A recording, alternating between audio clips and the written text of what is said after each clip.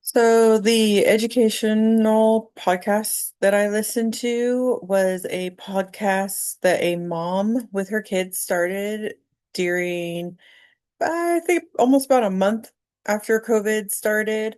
It's called Schooling Through an Apocalypse. And it was just her and her kids talking about like how it was going in the different for K through 12 schools and all the complications that they were having trying to teach via Zoom and remotely that and the experience that the kids were having with it. That oh, she's having to work from home because everybody's quarantined, and then her kids are from at home trying to do school, and she has to make sure that they're getting the class and everything all the time while completing her work. And one of the things that the kids were saying was that it was really hard to do things via Zoom online because like before in a class you're very interactive and you're doing the lesson and then you can just like raise your hand and then the teacher can see you and select you. But on Zoom it's harder because they have to go through and see who's raising their hand if they're not using the different emojis or symbols. Um, and then the older daughter felt like it was more they were doing more review versus work, and that they weren't getting enough information to move to the next grade. Like, oh, they may be passing to go to the next grade, but it would have been the same information if they were doing it in person versus doing it from home, but it wasn't like educational enough. And then like they expressed like, oh, maybe not all the schools had enough laptops for all the kids and thinking, oh, there's three of you in one home, here's one laptop. But then it made it harder because it's like, oh, if you have a laptop, your siblings' class could be at the same time your class is, and one of you's gonna miss because, oh, I'm already in my class and everything. So it made it harder. Um, I work in education as the human resources department, and we did have the same issue where we didn't have enough laptops. It wasn't something that we were ready for. And we needed laptops for all of our employees, and then we need laptops for all of our students. And we were trying to find as many laptops and everything we can. Everything was on back order. People that had desktop computers were to take those home till we figure out a laptop situation. Students were getting older laptops. Staff had to use their laptops till they got a work laptop. It did. It caused a lot of issues. So I thought it was really cool that this mom came up with a little podcast that she started. I think it said about April of 2022. I mean not 22, 2020.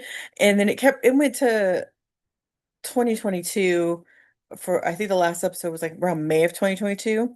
But I only listened to the first episode to kind of get what they were talking about. So they kind of during the COVID and as we all started returning, just information. Um, when I looked up for like the web search for Web 2.0 technologies and stuff for like ways that it would be like for podcasting, blogging, and Wix, how they can be used in the classroom.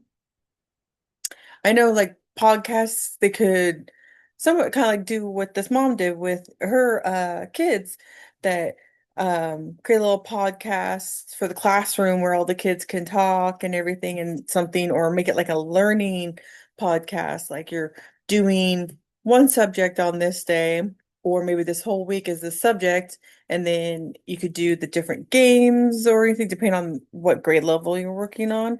We've I could see that being a pretty cool podcasting to where you're like introducing and stuff. You don't have to do videos or anything, just it's all voices and stuff. Um, you could also like create the podcasting where it's just shared with the students, not like with public or anything. It could be just shared with the teacher and the students and everything for just their knowledge and their experience to get used with the wider audience and everything, and then probably with their parents too. Um, it would be like the same with when if you were blogging, make something that's blogging just for those students and the teacher that the parents can also see that it's like, oh, different communication ways and learning to do their writing skills and everything. Because as they're going through the different things, learning, oh, this way and that way for different writing skills, because you never know what colleges or career they may end up doing. Um, they also were saying something about for the Wix as well, the same thing, like creating um a classroom internet page with the information that's for students, targeting things like, oh, what about to-do lists or research tools or anything like that, that it was just doing those kind of targeting information.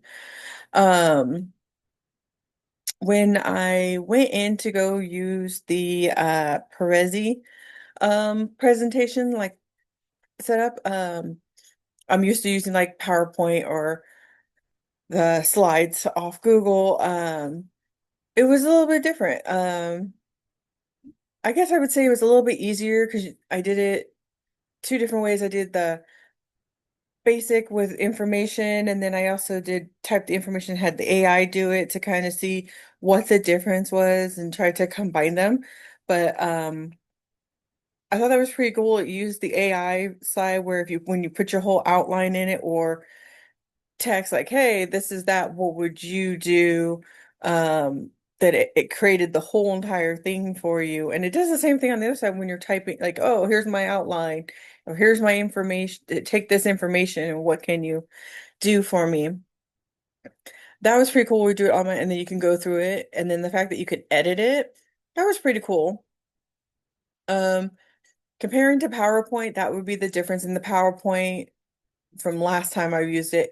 You can't use the AI. You probably could now, but I don't have to use it as much in my current position.